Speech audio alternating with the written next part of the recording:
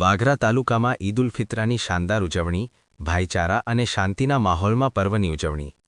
પવિત્ર રમઝાન માસની પૂર્ણાહુતિ અને શવ્વાલના ચાંદના દીદાર થતાની સાથે જ વાગરા પંથકમાં ઈદ ઉલ ફિત્રના પર્વની હર્ષોલ્લાસ સાથે ઉજવણી કરવામાં આવી હતી.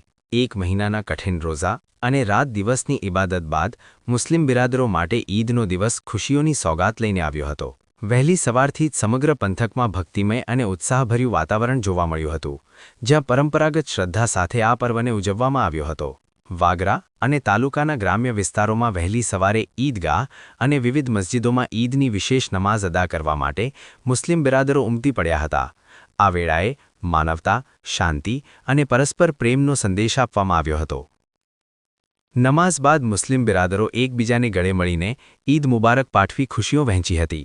આ પવિત્ર અવસરે વિશેષ દુઆઓ માંગવામાં આવી હતી, જેમાં દેશમાં અમન ચેન જળવાય, કોમી એકતા મજબૂત બને અને દરેક નાગરિક નિરોગી તથા પ્રગતિશીલ બને તેવી ભાવના વ્યક્ત કરવામાં આવી હતી. વાગરા નગરમાં ઈદની રોનક જોવા જેવી હતી. બાળકોથી લઈને વડીલો સુધી સૌ કોઈ નવા વસ્ત્રો સજીને ઈદની ઉજવણીમાં સહભાગી થયા હતા. નમાઝના સ્થળોએ વહીવટીતંત્ર દ્વારા પણ પૂરતી તકેદારી રાખવામાં આવી હતી. પંથકમાં કોઈ અનિચ્છનીય બનાવ ન બને અને સુલેહ શાંતિનો માહોલ જળવાઈ રહે તે માટે વાગરા પોલીસ વિભાગ દ્વારા ચુસ્ત બંદોબસ્ત ગોઠવવામાં આવ્યો હતો. ઉચ્ચ પોલીસ અધિકારીઓના માર્ગદર્શન હેઠળ સતત પેટ્રોલિંગ કરીને સુરક્ષાની ખાતરી કરવામાં આવી હતી. ઈદનો આ તહેવાર માત્ર ધાર્મિક મહત્વ જ નહીં, પરંતુ સામાજિક સૌહાર્દનું પ્રતીક પણ બની રહ્યો હતો. હિન્દુ મુસ્લિમ બિરાદરોએ એકબીજાને શુભકામનાઓ પાઠવી ભારતીય સંસ્કૃતિની ભાઈચારાની પરંપરાને જીવંત રાખી હતી. ધાર્મિક વડાઓએ પણ પોતાના સંબોધનમાં ભાઈચારાને સર્વોપરી ગણાવી દેશની ઉન્નતિ માટે સૌને સાથે મળીને ચાલવા આહ્વાન કર્યું હતું. अस्सलामुअलैकुम તમામ બિરાદરાને ઇસ્લામ અને તમામ દેશવાસીઓને અને ખાસ કરીને વાગરાના ભાઈઓ તથા બહેનોને ઈદ ઉલ ફિત્રની ખૂબ ખૂબ મુબારકબાદ. ઈદ ઉલ ફિત્ર એ અલ્લાહ તરફથી બંદાને એક ઇનામ છે.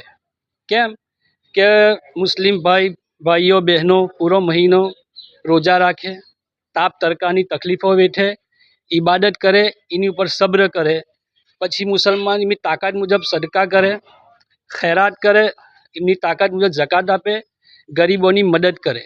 એટલે રમઝાન મહિનો તકલીફ વેઠવાનો, એની પર સબર કરવાનો અને બલિદાન આપવાનો મહિનો છે. એટલે એ બલિદાન અને તકલીફના રૂપે અલ્લાહ તાલા ઈદ ઉલ ફિત્રના નામે બંદાઓને ઇનામ આપે છે.